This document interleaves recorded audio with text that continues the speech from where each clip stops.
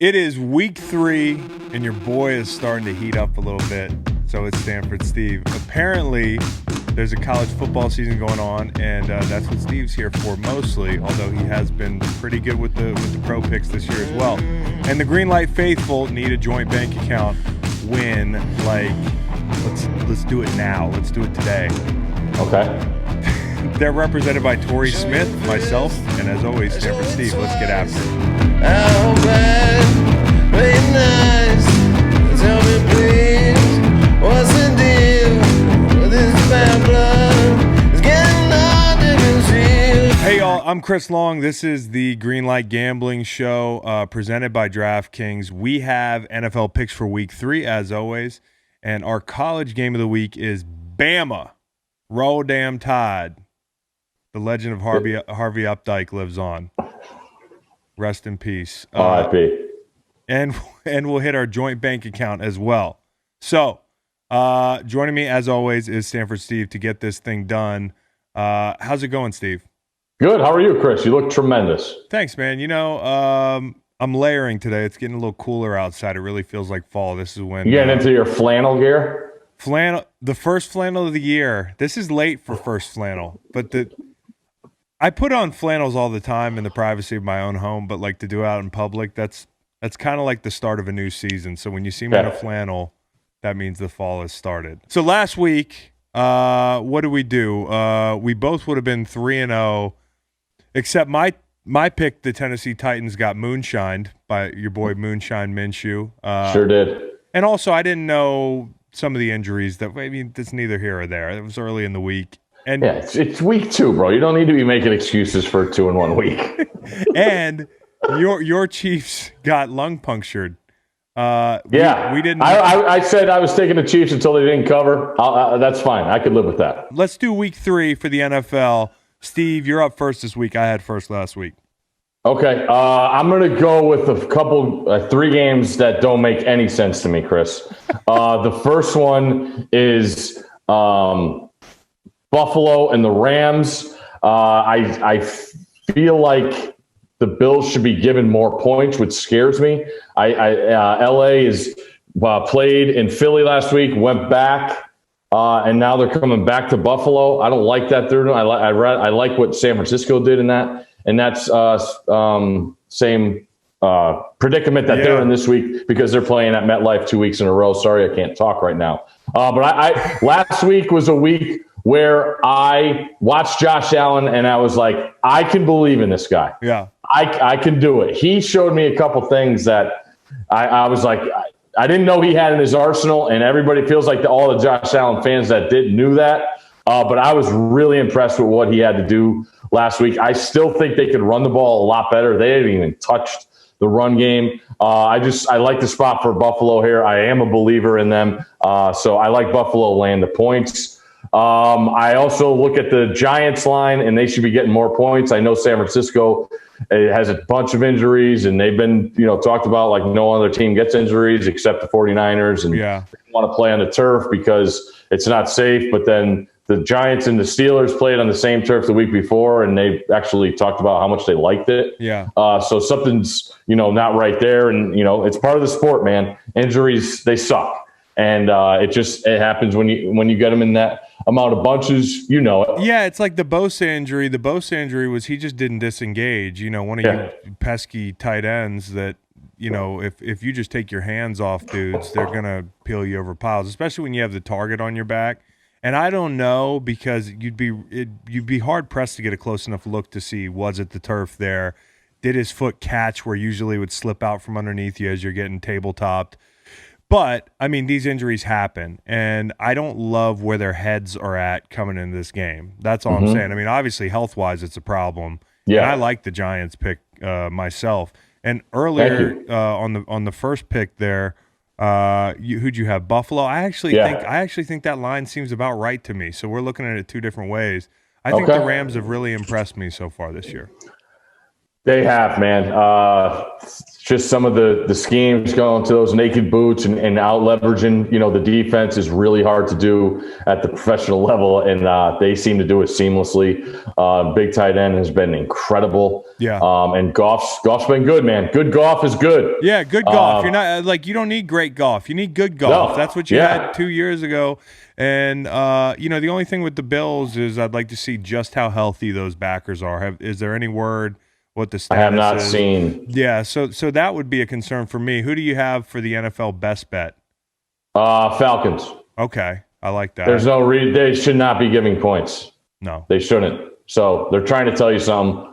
We're going to go the other way. People are going to jump on Chicago, see that they're 2-0, and the Falcons are 0-2. We'll take the 0-2 team giving points because it doesn't make sense.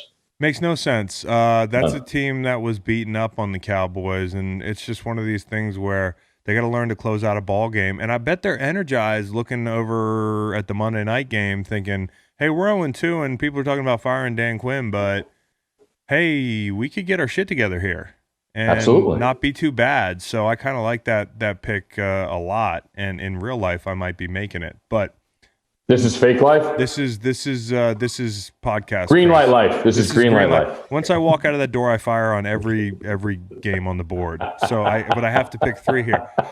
Let me go. What do you got? I thought about making it my best pick, but I'm not going to do it. Tennessee. Okay. There's no reason to believe in Minnesota right now. I worried about their front from a physicality standpoint going into the year. That's only been reinforced. Anthony Barr is now out. It's a team where things are snowballing, and Tennessee is a bully. Tennessee, that's how that team's built. They're physical. It's a fuck you attitude. They are going to run. They're going to dent a hole in Minnesota, and it might not be close. It's almost curious to me that the spread's 3. That scared me away. Yeah, well, it hasn't scared me. I am still a member of the Titans bandwagon. Yeah, I'm brave or stupid. I don't know which one.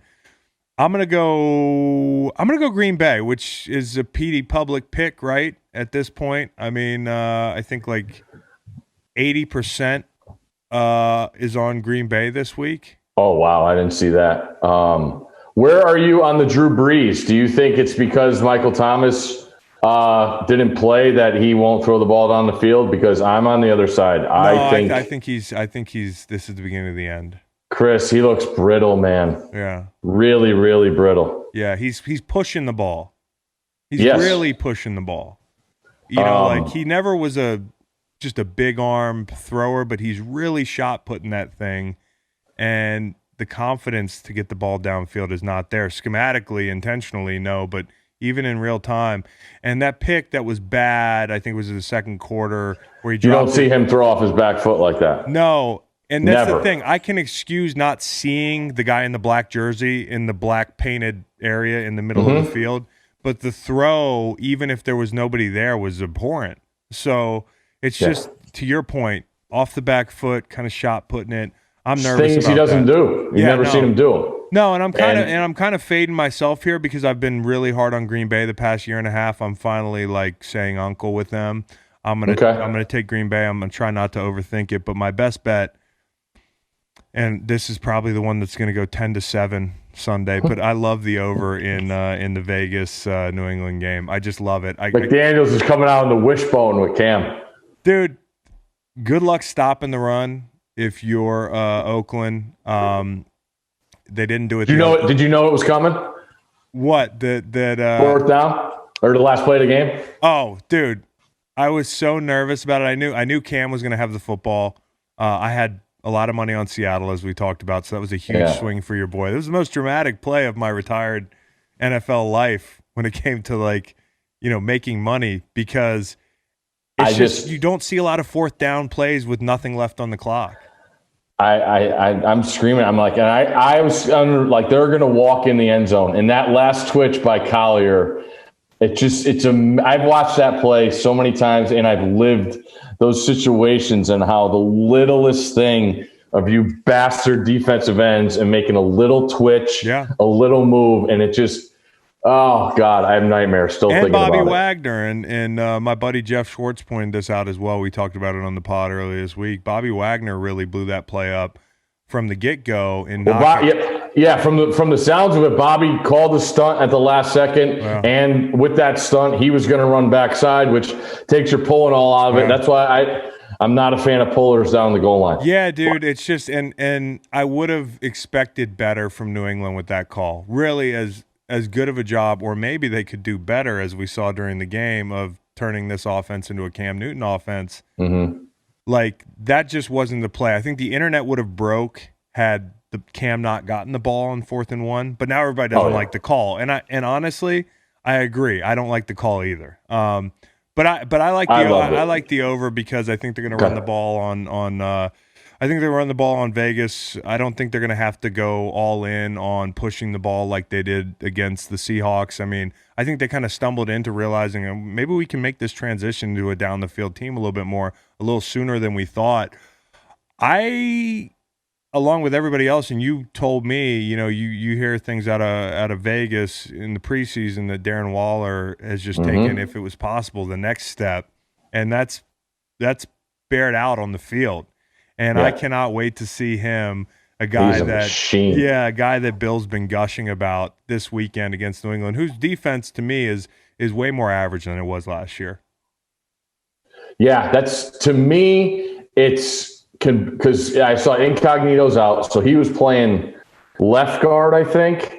Yeah. And then the big tackle was out. I think he's out again. So I'm really interested to see what Bill does, getting a little tape now on those two guys that are on that left side to see what he could do, knowing that that's Carr's blind side, knowing how timid Carr could get if you get it, you get a shot on him early on. But I mean, when you look at the Raiders, man, skill guy wise on the offense, like Aguilar, that's the guy I always thought I was going to see from his time at USC.